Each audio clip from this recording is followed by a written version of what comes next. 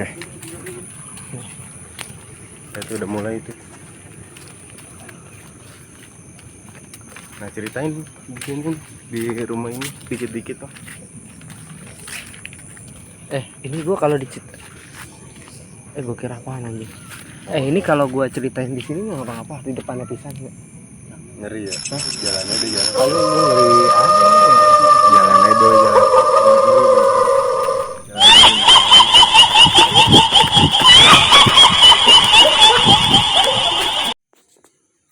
Assalamualaikum warahmatullahi wabarakatuh.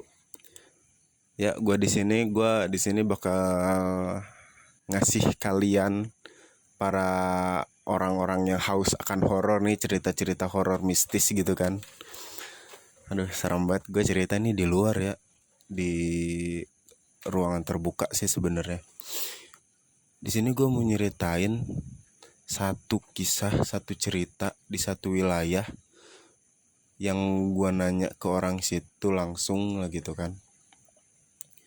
Jadi orang itu tuh cerita ada rumah yang awalnya dulunya tuh bagus banget gitu kan, tanahnya luas gitu, pokoknya mewah lah, kayak orang berada tapi nggak berada banget sih gitu kan. Nah, orang ini nih yang tinggal ini nih, dia tinggal di situ udah lama gitu kan. Terus nggak tahu kenapa dia menjual rumah itu beserta tanahnya dengan harga yang sangat amat murah gitu loh. Kayak nggak masuk di akal juga sih, murah banget. Jadi kayak jual tanah doang, rumahnya tuh cuma jadi rumah tuh bonus lah gitu loh dari jual tanah itu tuh gitu kan. Nah, pas udah dijual dengan harga murah itu, ada orang dari Jakarta yang ngebeli rumah yang orang ini jual gitu kan. Dibelilah sama orang Jakarta itu. Nah, orang Jakarta ini pasangan suami istri yang belum memiliki anak, yang belum dikasih keturunan. Nah, pas udah pindah itu, orang Jakarta tuh pindah ke rumah barunya dengan amat semangat senang gitu kan, merayakan, ada perayaan-perayaan pengajian lah gitu kan. Terus dia menjalani hari-hari di situ tuh dengan tenang, enak, damai di bulan pertama. Tapi kalian mau tahu nggak, di bulan kedua sepasang suami istri itu ngedapet gangguan-gangguan yang dari suara-suara, barang-barang jatuh, atau nggak dari ketuk-ketuk pintu, jendela, atau orang nyapu gitu kan ketika di malam hari. Awalnya gangguan-gangguan itu doang sih gitu kan. Jadi pasang suami istri ini tuh masih kuat lah di situ, bertahan dengan harapan semua gangguan itu tuh hilang, sirna, dan gak ganggu keluarga dia lagi, ya kan.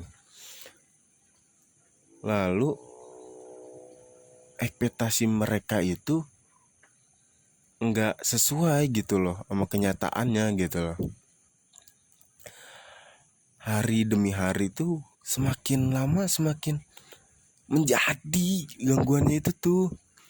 Jadi ada bahkan sampai ditampakin di depan muka ketika sedang istirahat. Coba kalian bayangin ketika kalian lagi istirahat nih, capek-capeknya ya kan, di kamar, tiba-tiba lu ditampakin begituan gitu. Apa coba respon lu, Cok? Pasti takut gitu kan, gemeteran yang ada deg deg deg deg. Lu gerak nggak bisa, lari nggak bisa, ngomong pun kayak orang gagap, gagu gitu kan. Gak bisa ngomong dah lu. Susah di situ gitu kan. Nah, pas udah bulan ketiga, mereka mungkin gak sanggup, suami istri ini nih, sepasang suami istri tuh udah gak sanggup. Ketika udah gak sanggup itu, mereka pindah ke luar pokoknya, gak tahu kemana tuh. pokoknya ninggalin rumah itu dan nggak dijual, jadi tinggalin begitu aja sampai sekarang. Rumah ini tuh terbengkalai, nggak ada yang ngurus, ilalang udah pada tinggi. Rumahnya bener-bener itulah, udah bener-bener cakacakan lah, udah nggak layak banget dipakai. Tapi temboknya masih berdiri, cuman nggak tahu udah masih kokoh atau rapuh, nggak tahu sih. Pokoknya masih berdiri temboknya sampai sekarang nih masih itu. Nah di situ tuh ketika udah nggak ditempatin itu makin angker ya kan. Lagi ada penghuninya aja dibersihin terus lah, ada disolatin lah tempatnya gitu kan, bacain ayat-ayat Al-Quran, ada gangguan. Gimana coba kalau rumah itu tuh, tempat tinggal itu tuh udah nggak ditempatin, udah nggak dibersihin, nggak ada yang sholat di dalam situ, nggak ada yang baca-baca Al-Quran, kan makin serem ya kan ya. Ya kan, lu bayangin aja dah sendiri gitu, gak usah minta gue bayangin. Terus ada suatu kisah nih, beberapa bulan silam lah, setelah itu ada kejadian tukang gojek nganterin orang daerah rumah itu yang digangguin. Jadi ketika gojek itu datang, set kan lewatin ada lapangan lah, di sini ada lapangan. Terus pas nyampe rumah si customer nih, rumah customer. Nah pas di rumah customer, pas mau balik kan ngelewatin rumah itu, harus ngelewatin rumah itu dulu nih. Pas ngelewatin rumah itu, tanpa dia sadari ada yang ngikut. Bayangin lu sendiri tengah malam tiba-tiba ada yang ngikut ya kan, sepi. Merinding gak tuh lo? Bulu kuduk berdiri, bulu ketek sampai pada merinding gak tuh? Serem dah pokoknya. Nah ketika pas sudah sadar, dia sadar tuh di lapangan deket pohon kecapi, lapangan luas lah gitu, deket pohon kecapi. Nah di situ dia sadar bahwa ada yang ngikut di jok belakangnya. Serem dah pokoknya. Dan tanpa pikir panjang tuh tukang gojek ninggalin motornya dan lari terbirit-birit saking takutnya. Lu bayangin aja, saking takutnya tuh tukang gojek sampai tuh motor ditinggalin.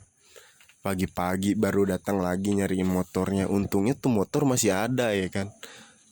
Alhamdulillah banget tuh tukang gojek, tapi serem ya. Aduh. Nah si sosok ini nih yang sering gentayangan lah gitu ya. Katanya gentayangan sih, tapi katanya nggak gangguin, cuma nampakin aja. Katanya sih gitu.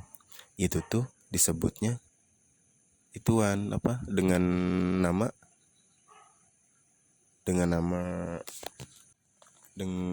disebut cewek apa, makhluk halus ini nih, setan ini nih sering disebut dengan kata Nisa. Gue nggak tahu kisah Nisa ini gimana sampai dari masa hidupnya sampai akhir hayatnya, dan sampai sekarang itu masih gentayangan disebut-sebut sama orang sekitar sini tuh. Gue nggak tahu kenapa sih, kenapa bisa disebut setan Nisa, dan gimana riwayat hidupnya sampai akhir hayatnya gimana. Gue nggak tahu ceritanya.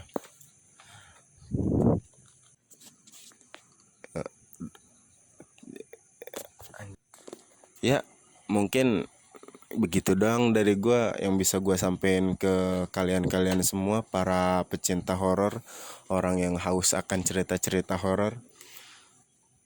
Di lain waktu gue bakal bawain cerita-cerita yang lebih menarik, yang lebih menegangkan, yang bikin lu pada merinding sampai pengen kencing karena lu kebelet, ya kan?